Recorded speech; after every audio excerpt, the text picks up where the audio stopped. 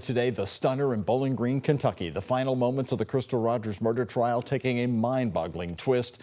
The defense for Brooks Houck was resting its case when an unbelievable detail was revealed for the first time. We're finally learning about what was found during the FBI's searches of chief suspect Brooks Houck and his relatives' properties.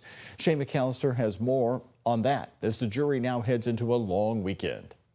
The jury has officially heard all of the evidence that will be presented here in this trial for the Crystal Rogers case, but the judge gave each of the jurors strict instructions that they're not to make up their mind until they're in the deliberation room next week. And after today, they have a lot to consider. Multiple items of interest. That's what the FBI told us they found during many of the agency's searches over the last 5 years. And today, for the first time, we learned about one of those items. A police investigations expert testified the FBI found women's underwear under the concrete driveway in this Bardstown subdivision during a dig in 2021. They also found women's clothing under the sidewalk, the expert said. The evidence was bagged up and taken to the lab for processing. He said testing showed Crystal Rogers' DNA was not found on the clothing. But during cross-examination, prosecutor Shane Young revealed there was no DNA found on the clothing, meaning Rogers could neither be included or excluded as possibly connected. The same police investigations expert told the jurors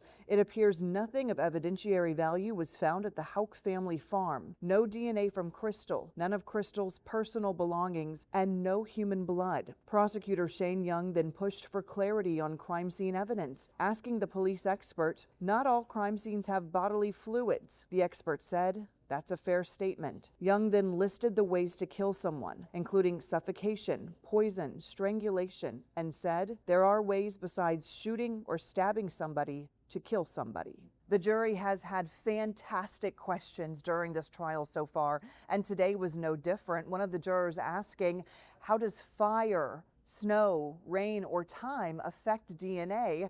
And the expert answered saying, it can have impacts there. Sometimes it can disintegrate. Well, then another juror asked, if that's the case, if DNA can disintegrate over time, isn't it possible that when they did these searches, no DNA or traces of DNA would have been found? He said it's possible. In Warren County, I'm Shane McAllister, WHAS 11 on your side. Such a big day in that courtroom, and moments ago, WHAS 11 News legal analyst, Louisville attorney Nick Mudd was right here with us live at 5:30. We asked him why the defense would call this expert and reveal the content of the searches that no one had previously known about. My understanding is construction sites, a lot of times where concrete's poured, there will be trash stuff dumped in there just as filler to kind of lift the concrete up. I'm not a concrete layer, but that's my understanding of looking into it. Secondly, there were DNA profiles pulled from those clothes. So it wasn't like this hair we had in this car in the white Buick. There were actually DNA profiles pulled from there, and they did not match Crystal Rogers at all.